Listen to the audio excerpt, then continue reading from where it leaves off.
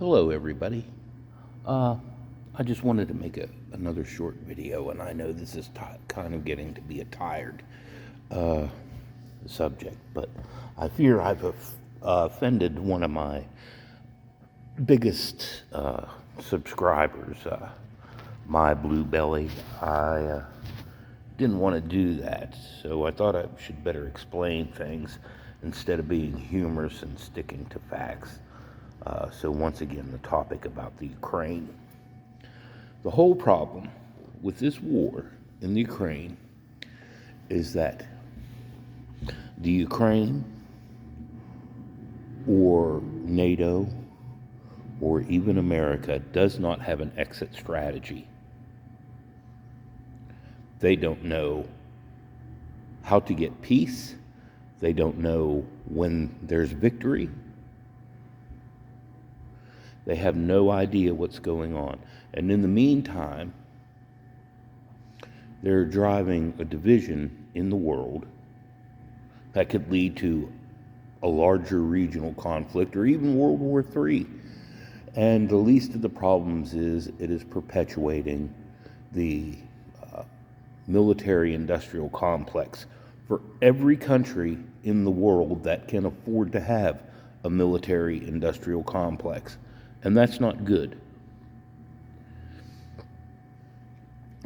Now, also, the Ukraine, well, the United States, I forget the billions of dollars. It's coming up very soon to, it's well over $250 billion.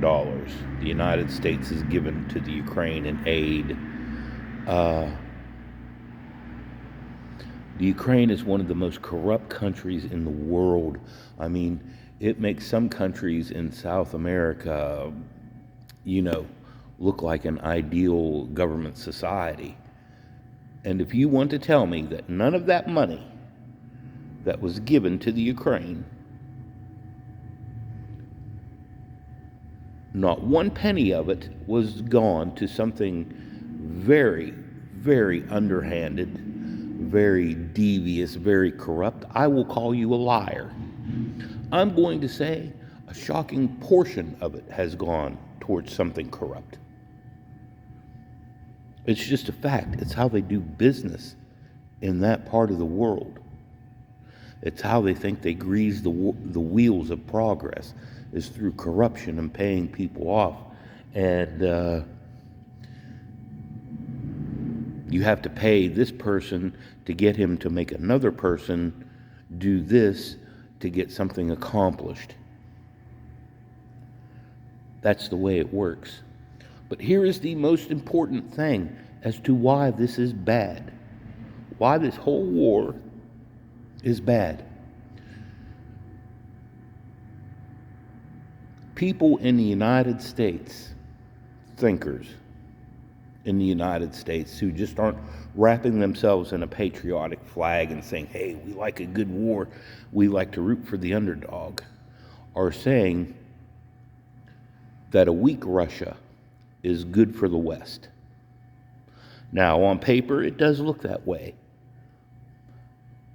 But does anybody else remember another example of keeping a superpower weak and what the results were? Well, I'll give you an example of one. Germany after World War I. Yeah, the United States and England decided to keep them weak. And what did that get? What did that get us to? Yeah? And probably the worst thing about the whole thing is it has taken two people who had a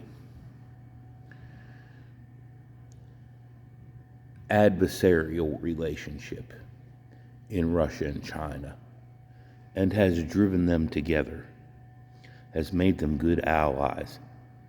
Now, China was having a lot of problems.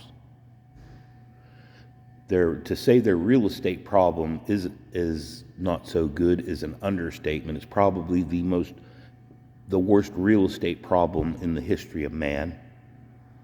They had a lot of political uprisings because the young children are not taking too well to the communist system. The communist system is almost dead. Their production is way down for goods for the world. So what does the West do? The West infuriates the one country that can give them enough resources and enough energy to revitalize them and honestly make them a threat to the United States and the Western powers. So what these Western countries, particularly the United States, what they are doing right now is doing no favor to the American people. And as it stands right now, the biggest winner of this war is probably going to be China. Me personally, I'm tired of wars. I just like to, the biggest war I want to get into is asking somebody's permission to get down to Long John Silver's. Yeah, that's my idea of a good cause. So you have to think these things through.